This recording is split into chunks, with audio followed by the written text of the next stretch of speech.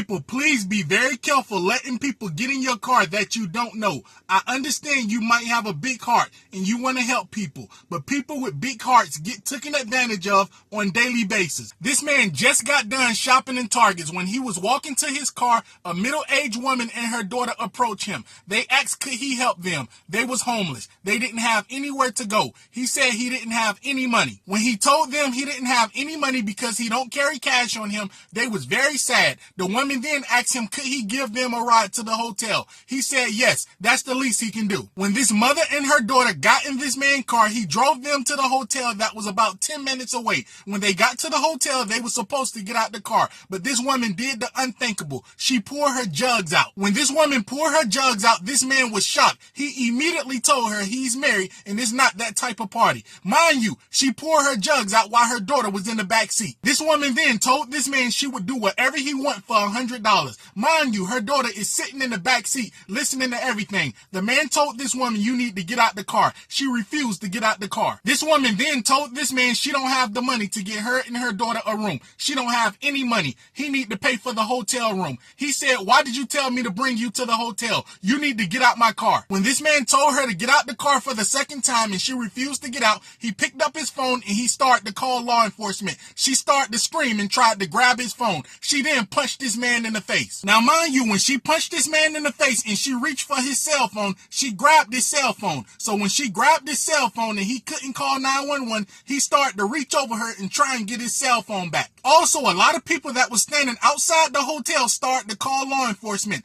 It looked like a man was beating up a woman in the car because, mind you, he was reaching over her trying to get his cell phone back. It didn't look good at all. Several people called law enforcement at the same time and said a man is beating up a woman in the parking lot while a child is in the back seat. Many police officers showed up. Law enforcement pulled up on the scene. They drew weapons on the man with no hesitation. He eventually got dragged out the car. When this man was dragged out the car, he was put in handcuffs and he was yelled at by 3 different officers. He was put in the back of the police car. The cops started talking to everybody, getting a statement from everyone. Everyone told law enforcement the exact same thing. They said this man was beating this woman in the car while this child was in the back seat. This man was screwed. When law enforcement questioned this woman to get her side of the story, she said this man was trying to make a move on her and he was trying to pay her $100 for you know what. This woman then told law enforcement she didn't agree and he started to beat her in the car. Mind you, everyone told law enforcement they seen him beating her in the car. He didn't have a leg to stand on. Now mind you, this man is a PE teacher at a local high school. Also, he do Uber on the side. Now this is going to blow your mind. Less than a week before this incident happened, this man was doing Uber one night